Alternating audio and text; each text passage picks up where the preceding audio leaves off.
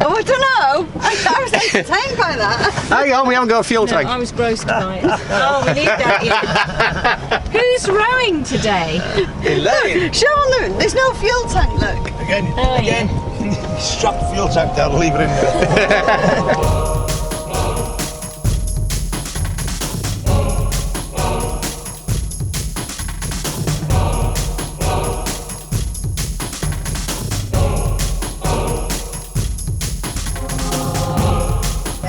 It's day 2 in Kefalonia, and Mike, who's been here before, tells us that just over there there's a place where you can get, is it called a gyro? A gyro. It's actually like a kebab, but it's also got chips in there, French fries. So a kebab with French fries in it, and we've decided that we're just going to go there and have a few, or at least one, with beers. I took a giant step all the way down to the boat for confidence today. You right there, girls? Yeah? Thank Yeah. you. Does somebody want to take this? Not really.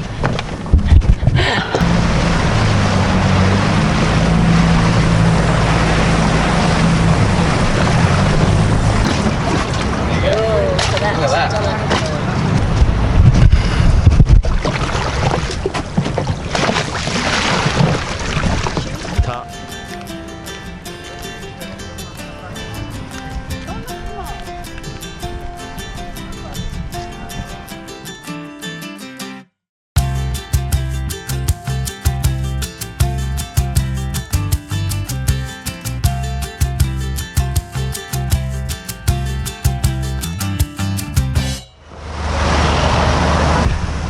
The kebab shop.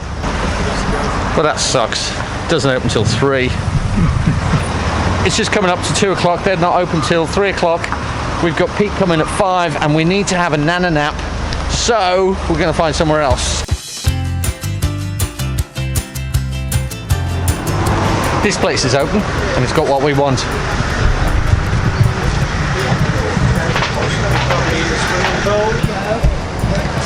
I take you to all the best places. You do.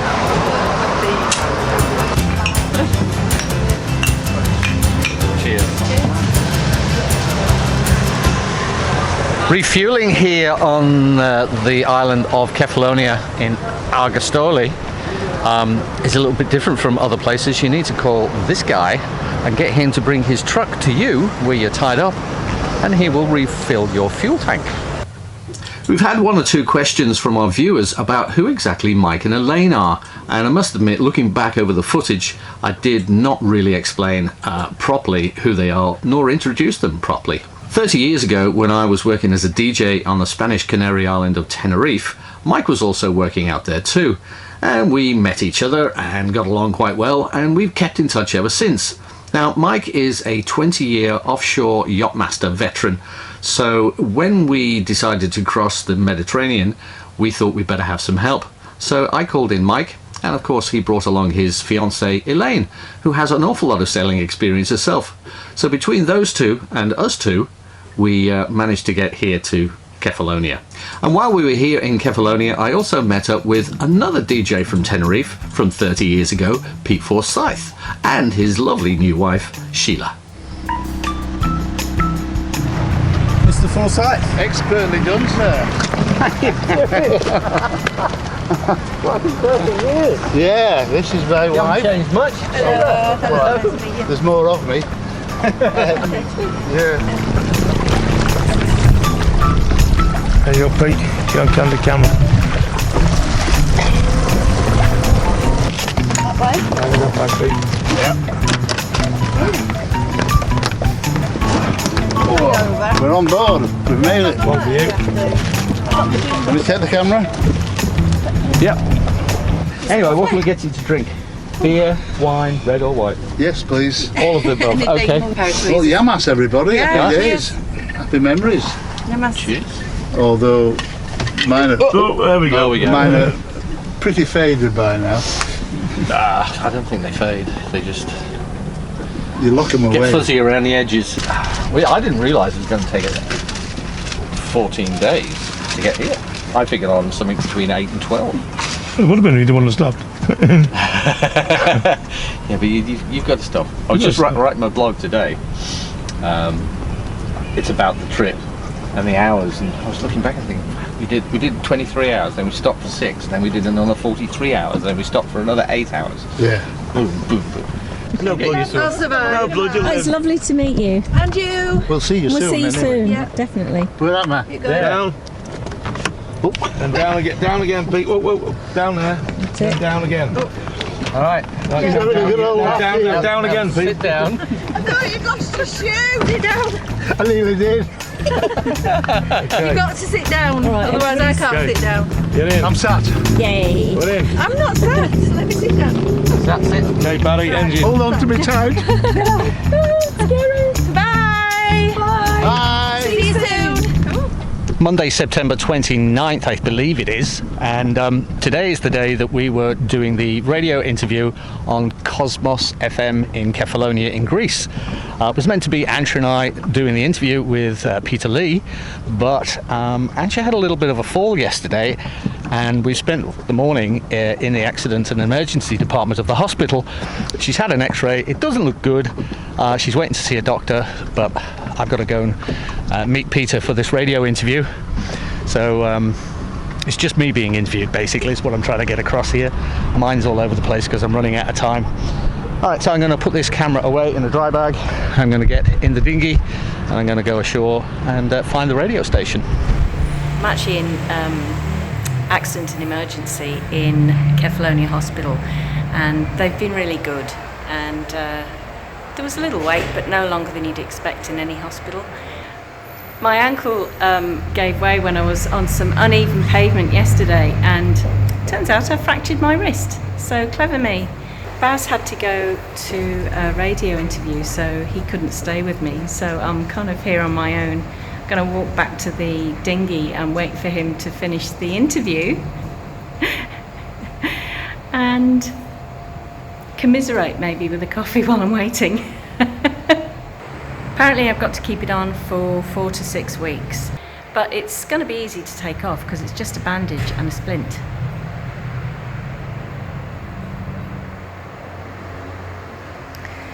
Okay, well, I'm going for some coffee. Right, we have with us in the studio Barry Noble, who is on a yacht at the moment. Well, he's in the studio at the moment, but he's on a yacht, staying in Kefalonia Harbour. And he's Barry and Aannsha together, and it's described in their Facebook and information on their webpage as two wet grey nomads, a retired couple setting out on a big adventure as they left Australia to go to Europe and begin a new chapter of life sailing the seas. Good afternoon to you, Barry. Hi Peter, thanks for having me on. That's a pleasure. Now tell me a little bit more about this trip. What inspired you to start a yachting trip? We became empty nesters in effect. Both Aannsha and I travelled extensively and worked in lots of countries throughout our early lives. And then when I settled down in Australia and we got pregnant, we decided we'd stay in one place for the benefit of our son. So he'd have one schooling, one set of friends, one house, etc. And then he turned 19, decided he'd had enough of small town Beerwah on the Sunshine Coast of Queensland, and he wanted the big bright lights of Brisbane. So he and 4 of his mates got a rental house down there, which basically left Aannsha and I sitting in a house going, well, okay, what are we going to do? So I came up with a crazy idea of cashing everything in and buying a yacht, even though we didn't know anything at all about sailing. So it's a big step, really. Oh, huge. Isn't it? You Yeah, know, yeah, I mean, you're leaving your home country with no bolt hole to go back into. You sold up we completely. sold everything. Yeah. And you bought this yacht. What type of yacht? It's a Jeanneau Sun Odyssey 45.1, so she's 46 foot long, and she is 23 years old. Wow. So it sounds like a nice ship. I mean, no, I haven't seen it, but sounds like a nice boat from what you were saying. But I mean, how did you come to choose that particular one? We spent hundreds of hours before coming over to the Mediterranean to buy a boat, hundreds of hours just looking at boats on the internet. So it was a process of elimination. The ones we didn't like, we said, okay, we don't want that feature, we like this feature. So after hundreds of hours, you get to feel what you do like and what you don't like. And then we found out that you can buy the same boat in Australia as you can in the Mediterranean, but in Australia it will cost you $50,000 extra Wow. because of the distances involved. Yeah. So it was a no-brainer really to come over to Spain, because my brother has an apartment that isn't rented out during the winter, so that was a base for us to start from. And then it was just a question of scouring the coast of mainland Spain to find the right boat, and we found this one. So were you looking for a new boat in particular, or? Oh no. Were you Our definitely finances looking- couldn't couldn't extend out I to mean, a brand new boat. I'm a bit green when it comes to buying boats. How much are we talking about roughly? After Without- we'd had all the work done to it, so we had stainless steel arches put on the back and with davits for the dinghy, and there's a solar array on top of there. So after we'd had all the work done on it, it came out to around about 100,000 euros. Wow. Yeah. So like a small house, really. Oh yeah, very much. Yeah, yeah. And we particularly like this one because the saloon table is big enough for both of us to work at with two computers in the winter. And then up in the cockpit again, the table up there is massive. So we just bring our computers up there and work in the back cockpit. So did you come and look at the boat before you bought it, or did you just No. buy it? And No, we just came on spec. You came, yeah. Yeah, Wow. that's all it was. That's I mean, obviously, when we got in touch with the broker, he said, "Oh yeah, come down and have a look at this boat. It's not on the market yet because the previous owner was upgrading to a brand new 48-foot Hansei. So this was never actually put on the market. Nobody ever knew that it was for sale. And so we had a great experience with Jose and his team there in Spain. And really, you didn't know, not being a sailor, you didn't know what to look for, did you? Really? Well, again, you've got to rely on friends. we were total novices. Yeah, We'd never ever set foot on a sailing boat before we did our lessons in February in Wow. Gibraltar. So we did competent crew and day skipper and a few other diesel engine maintenance and stuff like that courses. So that's how we came up with the name. Two novices who'd never done any sailing in their life. It was we were learning as we went. So it was ABC.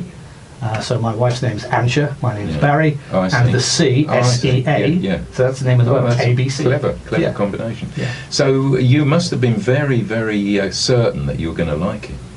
Well, yes. We've always enjoyed adventure and travel. We also both scuba dive, so this was an opportunity really to scuba dive wherever you were in the world off the back end of the boat. So we haven't had a chance to do much scuba diving yet, mostly because we've been non-stop travelling just to get the boat over to here. So if you're in a boat together, you've got to have a pretty good relationship, haven't you? You have. to Yes. put up with one another in a small space like that. When I originally came up with the idea 2 years ago, Aannsha just said, "No, there's no way. I'm not getting on the boat." And then we had about 6 months of very long conversations, very deep and meaningful conversations. And by the end of that 6 months, I think Aannsha was more enthusiastic about the idea than I was. And I was pretty excited about it. So we've left Australia, we've come to Spain, you're going to get on the boat. How did you plan your trip?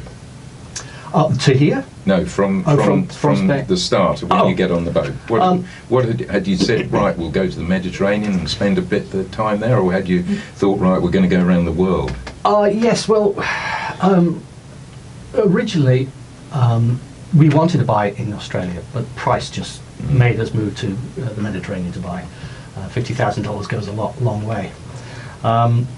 And then we're going to, because we're novices, we're going to spend the first 2-3 years just sailing around the Mediterranean, so that we've got a lot of experience and miles under our belt for when we head out into the big ocean. And then eventually we'll get the boat back to Australia. It could take 14-15 years. We're not in a hurry. We haven't got a real destination. There's no end goal.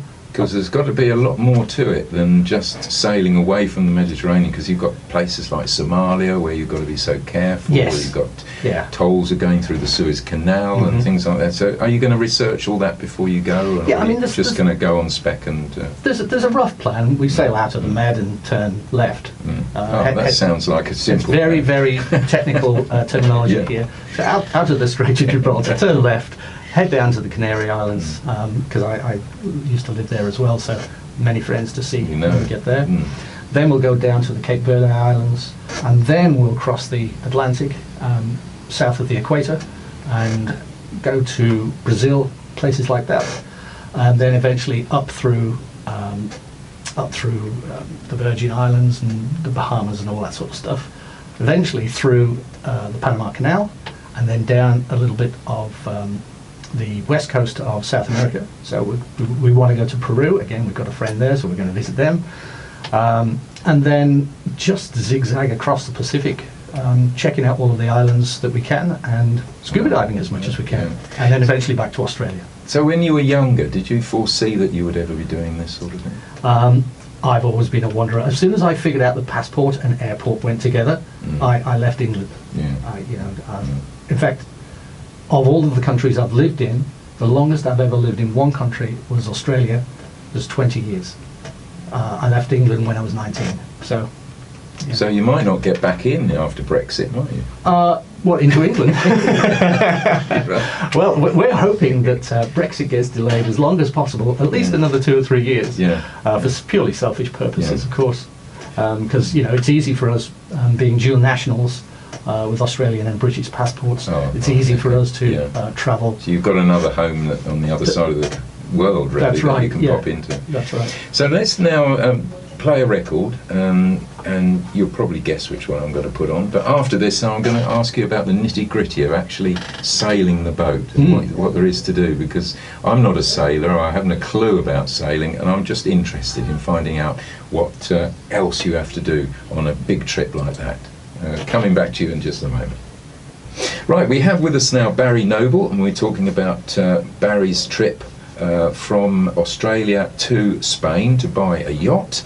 He's then got on this yacht and he's sailed it back through the Mediterranean, no mean feat, because there's a few islands in the way, and bottom of Italy and places like that, and he's arrived in Kefalonia. And Barry, tell us a little bit about the day-to-day running of a boat like that. I mean, you learnt how to sail it, but you didn't learn how to live in it, did you? No, we didn't. We've had to rethink a lot of what people would say are everyday things. Water usage is one of the main things. We have 600 litres of fresh water on board. So making sure that we don't run out of fresh water is something to be paramount, I would say. Careful of, yeah. Is there a way of collecting it when you're at sea? We could put a tarpaulin across if it was raining enough, and then just run that through to fill up the tanks. There's 2 separate tanks. The other thing, of course, is diesel. We've got a 205 litre diesel tank, but sometimes it's quite expensive to fill that. It is expensive to fill, several times. I mean, do you find the fuel cheaper here than it is in Spain? I think the highest price we have paid so far is €1.87 a litre, and it is getting cheaper as we move further east. But I mean, if there's no wind, you've got to use your engine. It's as simple as that. It's just a big motorboat. So yeah, fuel has been expensive. We actually ran out of fuel coming into Corfu, coming over the northern end of Corfu. That was interesting. At night, all of a sudden the engine just went boom, stop. We do carry 40 litres of spare reserve fuel, so we had to top off the tank with those 2. And we were only 12 miles from our destination where we ran out. Frustrating, Again, an interesting experience, something that you have to go through to realise that it's not a big deal. There was no wind, there was no waves, we were a couple of miles offshore, so we had plenty of time to put those 40 litres into the tank, bleed the system of air, and get the engine running again. So have you got a spare engine as well? No, the monohull only has the single engine, I think originally we started looking at buying a catamaran, but then we quickly realised that we just simply couldn't afford to run it. I suppose you've got your tender, haven't you? So you have got another boat which you could perhaps use in an emergency. At a push, the outboard motor on the dinghy could pull in, ABC along. She weighs 9.6 tons. So getting that started with a small outboard engine would be difficult. But once it's underway, you don't stop. It's not stopping easily. No, there's no brake pedal. So if it's in the sea and you're going to be several years, are you going to actually go to port to have it defouled? Anti-foul paint. Anti-fouling, most anti-fouling should be applied every 12 months. And it's always good to haul it out and have that done anyway. And That that way you must can. be expensive to do. Yes, it can be. Again, it all depends on which country you're at and what the marina. So you have to plan it pretty carefully. Yeah. And Aannsha, is she the galley slave, or No. you both cook? No, we both cook. I enjoy cooking, so it's not a problem for me to go into the galley and whip something up. But generally, if we know we're going to be on a longer passage, we'll prepare meals in advance, and that way all you've got to do is cook some pasta or some rice and then heat up the meal. And it's just. Do you find it's less of a chore to cook in a galley like that, or do you can't be bothered and that sort of thing? No, it's the problem is if you're trying to cook underway and you're down there for, maybe an hour, chopping everything up, cooking the food, you're likely to get seasick. It's as simple as that. So if you can just go down, you don't want your meal, do you? And then you don't feel like eating at all. No. So just making That's things interesting. as easy as possible. These are things that people don't think about, really. No, not at all. What else have we had to rethink? Internet usage, for example. Yeah. As Have we you got travel- a satellite unit? Or No, we can't afford that. I mean, if you want satellite internet on a boat, you're looking at probably $10,000 to set it up for installation costs, and then you're looking at $5,000 a year for your data. It's very expensive. There's a system, isn't there, called Inmarsat? Yeah. Because I saw the receivers in London once, and I looked it up, and they're worldwide, aren't Yes, they? They yes. can route your calls, but it does come at a cost, doesn't it? Yeah. I mean, it's very impressive when it's working, but it's the sort of thing you see on these big the big cruise ships. luxury Yeah, when yachts and things. those guys just turning the engine on, cost them $5,000. Yeah. When we look in some of the internet pages at some of these rental charter yachts, 10,000 a week, 20,000. We had this while we were in Ibiza. We were parked in a nice little bay there for a week, and this big catamaran that we'd never seen before came and dropped anchor right next to us. And so we caught its name, looked it up on the internet. It was $42,000 a week to hire it. Staggering, isn't it? Yeah, crazy. Only for the rich and famous. But then you're having a sample of that yourself, really, aren't you? Well, on a smaller scale. We were enjoying the same real estate as they were. Yeah, that's right. And you're still getting the same sun and the same sea and Yeah. everything. So, anyway, we'd love you to come in again before you go. If Okay. that's all right. Yeah. Especially as we've got no internet today, which Sure. is a bit of a shame, but we can't do anything about that. But I wish you all the best, and I wish Aannsha all the best, because I understand she had a little bit of a connection with the pavement. Possible broken wrist. But yeah, what a shame. But all the best, Aannsha, and let's get that sorted out before you get on the boat again, or at least work on the boat. And we wish you all the very best while you're here. Thank you. And all the best. If people want to follow us on YouTube. Oh yes, I was or going to ask you Facebook, about your blogs. Yeah. Well, they can just, if they go into Google or whatever their favourite search engine is, and just type in sailing ABC, but C is spelled SEA, so sailing ABC into your search engine, will come up at the top of the list. You can check the YouTube, you can check the website for the blogs that come out every week, and or catch up on Facebook, which is always up to date in real time. Great stuff. And if you're going into a port and they see you're going into a port, you'd welcome them being on the quayside with a nice cup of tea or a cold beer. A cold beer, yeah. Okay. Thank you, Barry, very much indeed for coming in today. Thanks, Peter. Well, thank you for that. I was hope we great. covered most of what we were. Yeah. I'm thinking we'll have a repeat performance in the next week or two, depending on when you can stay. It just depends on that weather. Yeah. Because we ain't going out there. No, If that comes in as strong as it reckons it's going to come in. Let's see how they get on with the internet, and we'll try and get you in either Friday or the following Monday. Sure. And we'll do it again. Just I'll forget everything you told me, and we'll do it again. Alzheimer's said, Lily. Right, thank you. Cheers. Now, do you know your way out? Yeah, you just not a go problem. out to the door there and. Yep.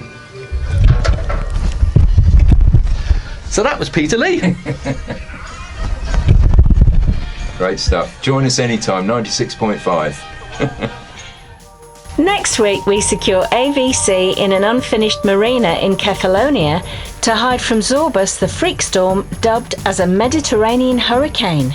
If you like this video and you want to help us out, do give us a thumbs up.